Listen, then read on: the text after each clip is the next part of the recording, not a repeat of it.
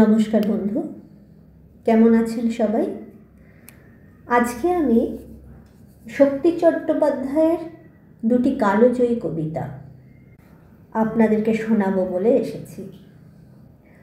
কবিতা দুটি শুরু করার আগে কবিতা দুটি সম্পর্কে বলা খুব দরকার। আসলে শক্তি চট্টোপাধ্যায় রবীন্দ্র উত্তর আধুনিক কবিদের মধ্যে অন্যতম শ্রেষ্ঠ কবি। তার বেশিরভাগ কবিতাতেই আমরা জীবন দর্শনের প্রতিচ্ছবি প্রতিফলিত হতে দেখি। তিনি সমাজের মানুষের কাছে বিবেকের প্রার্থনা করেছেন। আমার প্রথম কবিতাটি অবনী বাড়ি আছো, এই যে শব্দটা, এটার মধ্যে একটি প্রশ্নবোধক চিহ্ন তৈরি হয়েছে।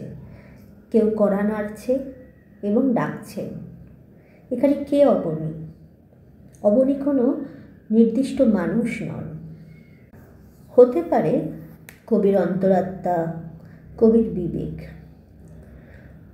এই অবনী বাড়ি আছে কবিতাতে একটি সুন্দর গল্প আছে, যে গল্পে দেখা যায় দুপুরবেলা একটি দেশে পাড়াশুদ্ধ মানুষ দুয়ার এঁটে ঘুমিয়ে রয়েছে। এই কবিতাতে আরও কিছু শব্দ ব্যবহার করা হয়েছে, যেমন মেঘ, বৃষ্টি, রাত্রি, রাতের কড়া নাড়া। এগুলো সবই আসলে হয়তো দেশের দুঃসময়ের কথা বলা হচ্ছে। অবনী বাড়ি আছো, কেউ ডাকছে। এখানে কে অবনী? অবনী একটি রূপক, হতে পারে কবির অন্তরাত্মার সাথে সাথে কবি দেশের মানুষের বিবেককেও নির্দেশ করেছেন। তিনি বোঝাতে চেয়েছেন, দেশের এই দুর্যোগে তোমার অবনী কি বাড়ি আছে? সে কি ঘুমোচ্ছে? সে কি জাগবে না? মানুষের পাশে এসে দাঁড়াবে না কি কোনো দিন? এটি হলো অবনী বাড়ি আছো কবিতার মূল সংবেদনা। এবার আসি দ্বিতীয় কবিতাটি, দাঁড়াও। দাঁড়াও সম্পর্কে আমি বিশেষ কিছু বলবো না, শুধু একটা কথাই বলবো, অবনী বাড়ি আছো যদি প্রশ্ন হয়, তাহলে দাঁড়াও হচ্ছে সেই প্রশ্নের উত্তর। তাহলে শুরু করি, পাশে থাকুন। দুয়ার এঁটে ঘুমিয়ে আছে পাড়া, কেবল শুনি রাতের কড়া নাড়া। অবনী বাড়ি আছো? বৃষ্টি পড়ে এখানে 12 মাস। এখানে মেঘ গাভীর মতো চড়ে। পরাং মুখ সবুজ নালি ঘাস দুয়ার চেপে ধরে।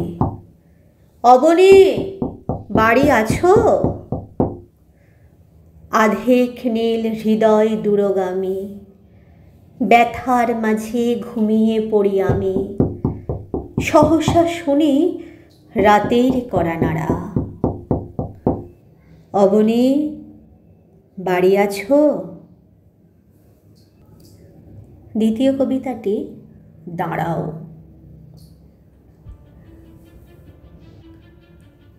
মানুষ বড় কাঁদছে, তুমি মানুষ হয়ে পাশে দাঁড়াও।